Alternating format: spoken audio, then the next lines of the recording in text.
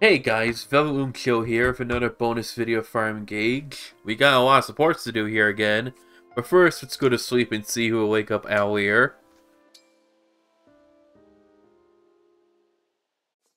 I hope you had a nice Thanksgiving yesterday. I did. I can't believe I lost track of time digging up Brody and yams. I love yams. It wasn't even the yams. It was all that edible wild grass. I just couldn't stop picking the stuff. Sorry, Divine One. I'm a little late. Huh? This grass? It's for crafting. Oh, Lapis, you're so adorable. What the heck was that animation there? What? Got a lot of supports to get over. Louis, what are you doing there? Oh, hello, Divine One. I wasn't doing anything of note, really. Merely observing those two over there chatting with one another. Okay. And you're doing that, why? That is the question, is it not? There are all sorts of philosophical implications to the simple act of asking why. To which I suppose I would respond, for edification. So you watch people chat in order to learn things? Precisely. There is deep meaning in these seemingly simple encounters. Through observation, many delightful and subtle details reveal themselves. Don't it sound One like treats you, them as Skitty? one would treat a gallery piece. Can there possibly be any harm? I think maybe there can. What's right or wrong goes beyond rules and laws. There's courtesy and decency. If you knew they didn't like being watched, you'd stop, right? But of course, Divine One. I would never elevate my appreciation above their own comfort. Just so we're clear. Well then, I guess I'll leave you to it. Very good, Divine One. I trust that I have eased any concerns you had.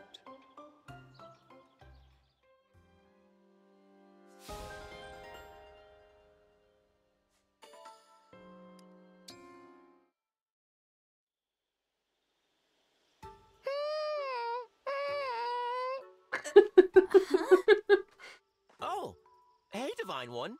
Good evening, Amber. Did you hear those weird sounds just now? Was that you? Sure was. I was calling out to my old alpaca friends back in my hometown. Say again? My hometown is a quaint little alpaca hamlet. I grew up surrounded by them. Sometimes I get a little homesick and miss my fuzzy friends on the ranch. On my loneliest nights, I come out here, look up at the starry sky, and call to them. Oh, so that's what that sound was. Those were the cries of an alpaca. I'm calling out to them in their language. Their language? I know. It sounds crazy. There's no way they can hear me from so far away. But this is how I get the sads out. When I call to them, it feels like they're right by my side. I don't think that's crazy. I'm sure your feelings are getting back to them somehow, Amber. Aw, thanks, Divine One. You're so nice.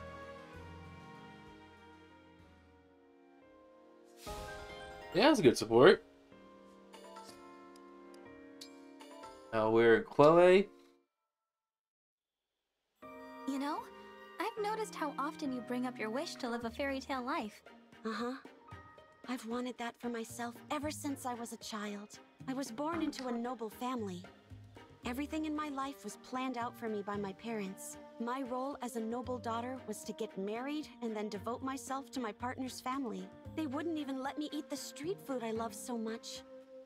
It wasn't ordinary for a noble girl. I hated every part of that life. I had no idea. The life I wanted for myself was free, thrilling, and very out of the ordinary. I didn't mean to stir up so many painful memories, Chloe. Oh, see. it's okay. They're just memories. And my dream came true when I got to be a knight, meeting Princess Saline. And you let me live the kind of life I always fantasized about. Isn't fighting alongside the divine dragon and the royal family better than any fairy tale? When you put it like that, you might be right. I wonder if they'll tell stories about this war someday. It's certainly possible. And when they do, I wouldn't be surprised if you ended up as a major character in them. What? I never thought about that. But it's a nice idea. I must become the kind of virtuous knight little kids aspire to be when they hear the story. You're already well on your way there, Chloe. Thanks, Divine One.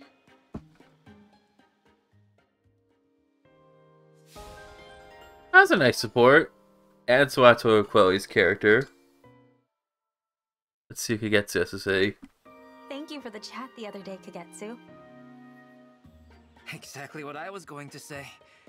After our talk, I feel our bond has become unbreakable. To tell the truth, however, I was rather reluctant to speak too much of my homeland. Why is that? You said my family back home would be proud of me. Yes? Those were kind words, but they were untrue. I abandoned my responsibility and my role. I left only written words to explain my leaving. Are there any parents who would look proudly on their son for this? I think it is impossible. Perhaps they have forgotten me altogether. Kagetsu. That just means we have our work cut out for us, doesn't it? Huh? If you accomplish great things, your family can't help but be proud of you. So you'll just have to become a living legend across the land. Nothing to it. They can't forget you if your name is on the lips of all the world. And as your friend, I'll help you. My friend, the Divine One. I had thought one meeting was enough to become friends. I now realize it is not so simple. True. Friends are much more than that. They help each other through their darkest moments. Indeed. If that is the case, then our bond of friendship has grown incredibly strong. You think so? Yes, we were friends from the start, but our bond has grown much stronger over time. That's true. Like a It Persona certainly social has. link. Indeed. And thanks to that powerful bond, word of our great deeds will be spread far and wide. That's a good support. Okay. Vander's next. Divine One, I have finished repairing and polishing your weapons. Thank you, Vander. I have also prepared all of the materials you will require for the War Council tomorrow. Please do take a moment to review them sometime today. I'm sorry, but I can't do this. Do what, precisely? Vander, do you think I'm unreliable? What? Goodness, no! We are mortals, and you are the Divine One. Our magnificent leader, if you take my meaning. For you to perform lowly tasks that are mine to execute is most gracious, but uncalled for. I'm sorry, but I don't feel comfortable having a servant. That's not who I am. Ah. Before I was your attendant, I was similarly engaged in caring for Queen Lumera. Your mother, perfect in mind and beauty, never lodged a complaint regarding my services. In time, Divine One, I hope that you will grow accustomed to my work as your caretaker. I respect my mother, and thank you for your service to her. But I'm not my mother. I'm my own person. I'm capable. I can take care of myself. I see. My Don't sound a lot like apologies, Frederick and Divine Quam. One. I have pushed myself on you. An old servant's habit, I suppose. I will honor your request, and take more care in considering your needs moving forward. Thank you, Vander. And please let me know before you do anything on my behalf. There are many times I will need your help, but I'd like to ask for that help. Right. Well, that taken care of. Yunaka and Zelkov. Hey, Zelkov, would you mind if we talked a teensy bit more about our trade? Why the sudden change of heart? You were quite clear that you didn't wish to discuss it. Yeah, I know what I said. I was there the whole time. I was worried talking about it too much would be too much, but it hasn't been. The opposite, actually. Talking about it's helped me get distance. Perspective, you know?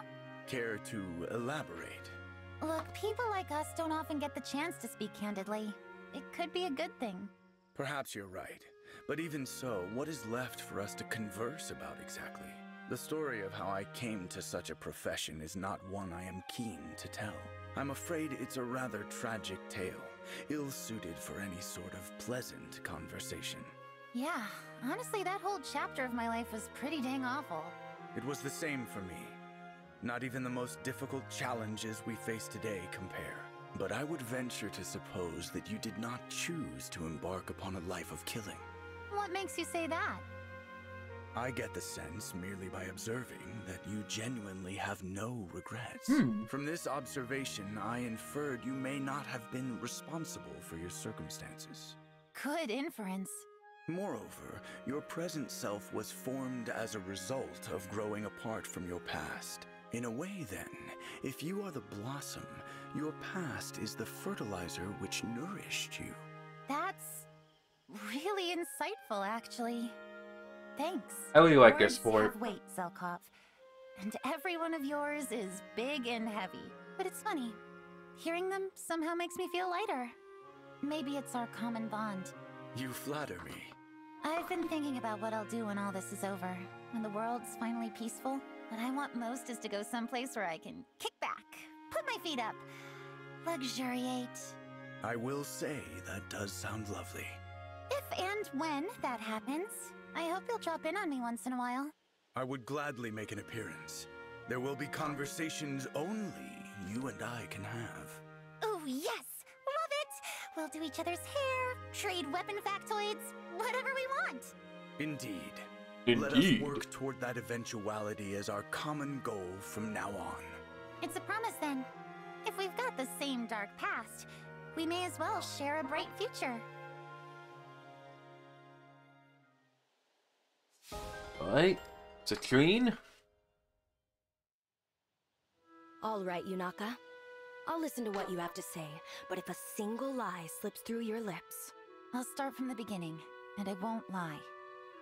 The girl in this story isn't named Yunaka. She's called Larimar. She's born to a poor family living in a town on the Brodian Bluffs. Her parents abandon her. She isn't even old enough to understand why. But then a man takes her in. An assassin. Oh? He tells her he wants a little helper. So he trains the girl to kill. To what end? Easy money. So this man foisted his profession onto you. Correct. And that's how you became an assassin. There is tragedy to your tale, but you've earned no sympathy. Oof, tell me how you really feel. And I'm not done. Fine. Continue your story. Wait, someone's coming. Is that a problem? We'll have to finish this another time. Very well.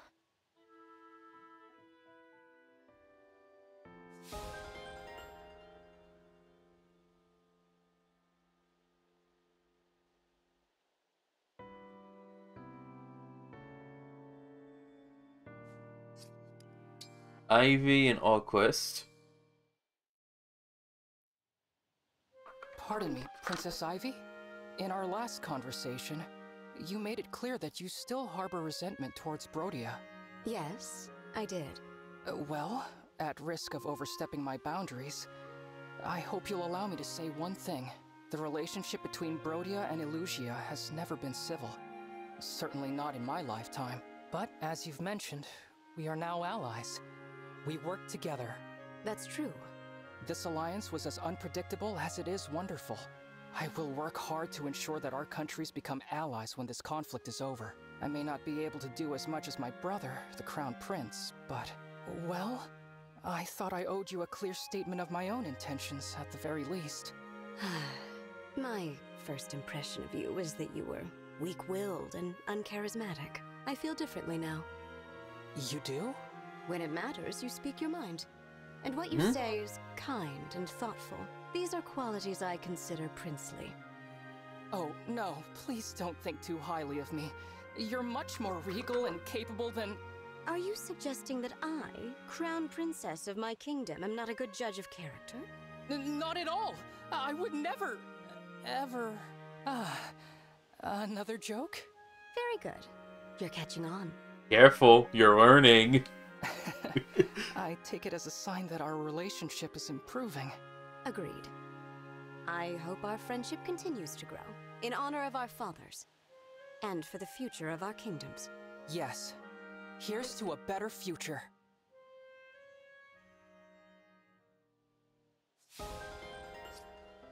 What? Demont? Prince Diamond, I wanted to apologize for earlier. What do you mean?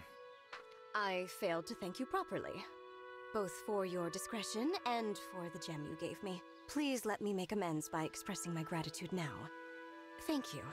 Oh, please don't worry about that. Brodia has a lot to answer for. Offering a token like that gem is the least I can do. It's true, Brodia has invaded our lands many times. I often wonder how my people would have fared without that suffering and bloodshed. I'm not surprised. That's why you don't owe me any gratitude.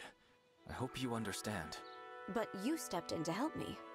One person to another, in accordance with your values. That is why, in accordance with my values, I want to thank you. I see. If that's how you truly feel, Princess Ivy, then I accept your gratitude. It's all too easy for one individual to give a simple thank you to another. Apologies are much the same. It is when kingdoms are involved that it gets complicated. Yep. It's true. My father was focused on our kingdom's affairs when he began expanding our territory by force. That singular focus is how things have always been done in Brodia. But that needs to change. What do you mean? My father is no longer here, but his influence remains. Change will take time, if there's an easier way. I haven't found it yet. I often wonder if I'm ready to be king. I know exactly how you feel. I apologize. I didn't mean to unload like that.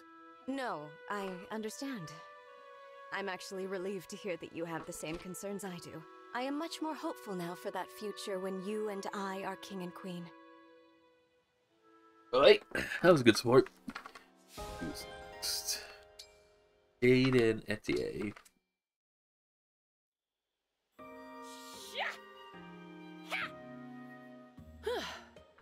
I call that a good day's workout. That did look impressive, Etier. Here, this is a first draft of the novel I was talking about earlier. I'd like you to read it. Are you sure? Yes. Sorry for refusing earlier. I didn't want you to read any of it until it was ready. Makes sense. Let me see. Huh. This all seems familiar. It's about me, isn't it? Yep. To a degree. The main character is confident, independent, and doesn't like to burden others. She's also athletic, physically strong. She's put in the work and she's proud of her body. A chiseled core wrapped in striking features. A daring figure that stands out on a battlefield. I needed to observe someone with all of those qualities. That's why I was watching you, Etier. Wow. Jade. I don't know what to say. I do often write goofy stories, so I thought I should challenge myself with something serious. That's to set good. this book apart, I needed characters that were believable yet charming. I thought you'd be a perfect fit, so I started taking notes. Observing you helped me craft this character and build a story around her. Thanks for that. I didn't know you thought of me like that. I'm sorry for giving you such a hard time. Listen, I know it's not much, but would you like to go on a jog with me? Huh? We can talk things over as we go. Maybe you can use some of it in your story. So, I have your permission to polish this draft and keep using you as inspiration? You'd better. It's going to be a real page-turner. Thanks, Etier. I'll do my best to do you justice. I do have one last request, though. What's that? My regular readers have come to expect at least one or two pratfalls in my work, so at some point the main character will need to flail and trip over herself. Are you okay with that? Sure. Only once, though. And write in that it doesn't hurt me at all. Huh. Understood. There you go. Something to look forward to. Now, let's go for that run.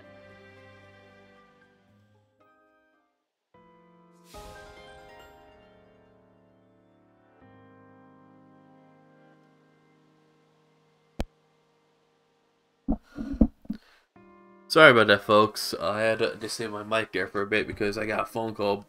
Nothing too serious. Just, got lapses up soon. Gotta help my brothers hunting. This is your stash of good stuff, huh? Indeed. Behold my various creations. Paintings, sculptures, candles. I have it all. Each piece has been lovingly crafted by yours truly. Help yourself to anything you like. Certainly any item contained on these shelves would fetch you a tidy profit.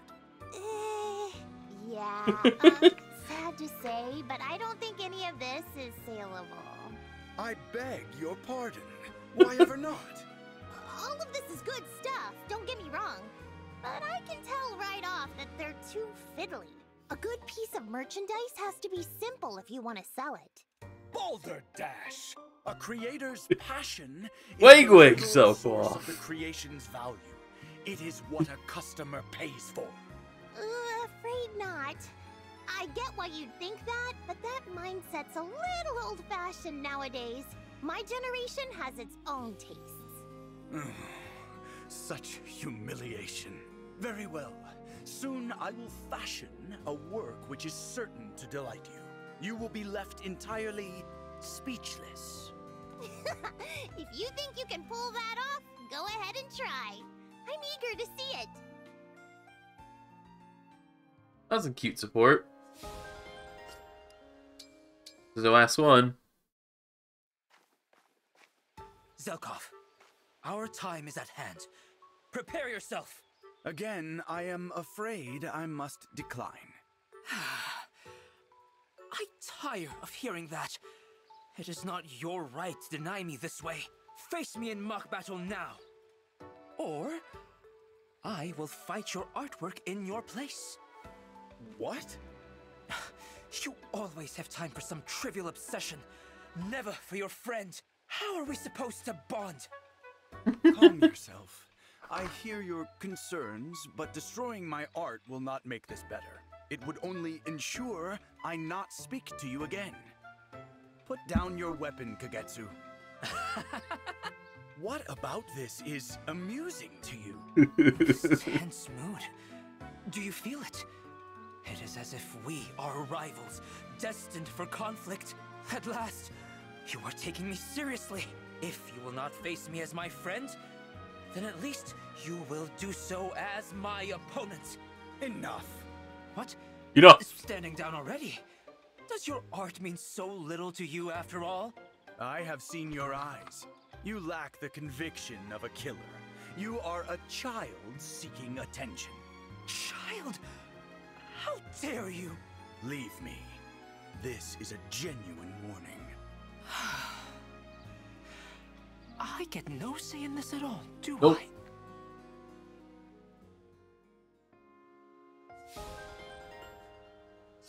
Alright. And that's it for now. I don't know when I'm gonna stream next. Maybe today or sometime this weekend. I don't know. I'll keep you posted in Discord if you're in it. But yeah, have a great day, everyone.